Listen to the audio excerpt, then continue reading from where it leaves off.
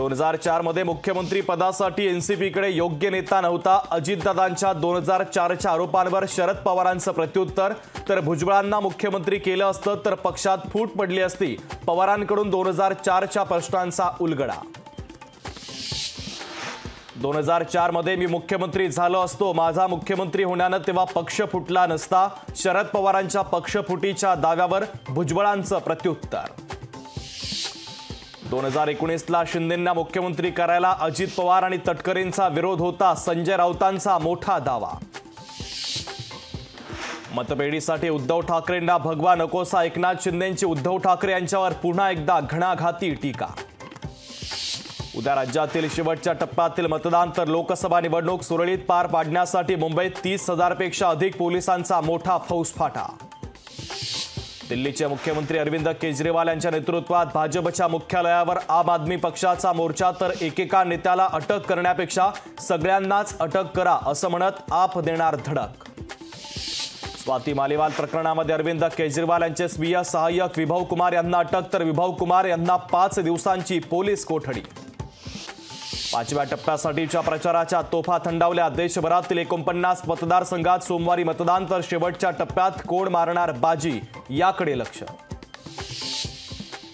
बाबा रामदेव यांच्या पतंजलीची सोनपापडी गुणवत्ता या चाचणीमध्ये अयशस्वी. पतंजलीची सोनपापडी निकृष्ट असल्याचं कोर्टाचं स्पष्टीकरण. सहाय्यक व्यवस्थापकासह तिघांना 6 महिने कारावासाची शिक्षा.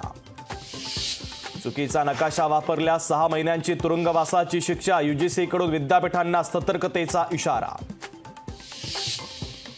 राज्यात विजेची मागणी 26,000 मेगावॅटवर. मागणी वाढत असताना कोराडीच्या पाठोपाठ चंद्रपूरचा एक वीज निर्मिती संच मात्र बंद.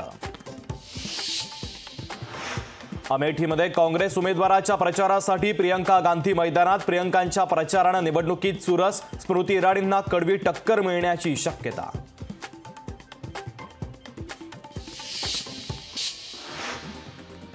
शिंदेंच्या कामाची पद्धत पैसा फेक तमाशा देख. संजय राऊतांचा मुख्यमंत्री शिंदे यांना खोचक टोला.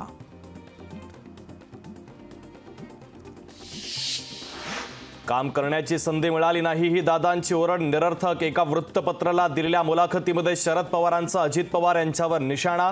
तर सुप्रिया सुळे आणि अजित पवारांमध्ये कधीही मतभेद केला नसल्याचं पवारांचं स्पष्टीकरण.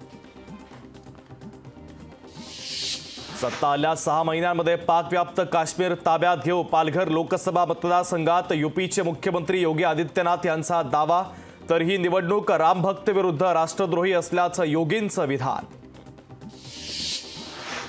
राज्यात डेंग्यूच्या रुग्णांमध्ये वाढ. 2019च्या तुलनेमध्ये 2023 मध्ये डेंग्यूचे रुग्ण 5,000 वाढले. तर आरोग्य विभागाच्या प्रयत्नांमुळे मृत्यूच्या संख्येत मात्र घट. लोकसभा निवडणुकीच्या 5व्या टप्प्यासाठी उद्या मतदान. तर गेल्या 2 दिवसांमध्ये 8,088 जणांवर पोलिसांची प्रतिबंधात्मक कारवाई. 5व्या टप्प्यातील मतदानासाठीच्या एसटीच्या 1,161 तर बेस्टच्या 629 बस धावणार. कर्मचाऱ्यांची ने-आण. दिव्यांग मतदारांसाठी बसच्या जादा फेऱ्या.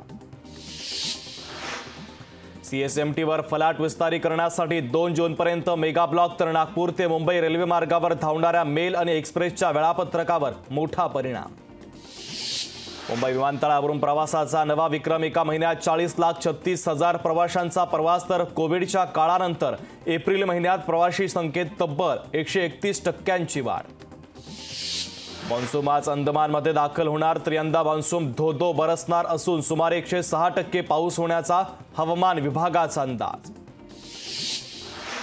महाबळेश्वरमध्ये अवकाळी पावसाची हजेरी. अचानक आलेल्या पावसामुळे पर्यटकांची तारांबळ. तर अवकाळीनं वीज पुरवठा देखील खंडित.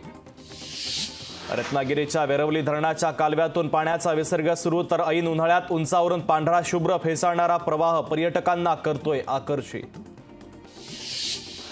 आग्र्यातील चप्पल व्यापाऱ्यांच्या घरी आयकर विभागाची छापेमारी. तर 40 कोटींची रोकड जप्त. नोटा मोजणी अजूनही सुरू.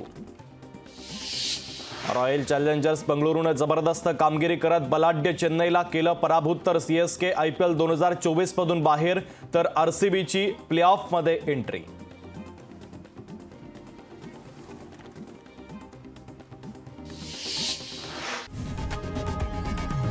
लोकशाही मराठी ऐका, पहा, जागरूक रहा.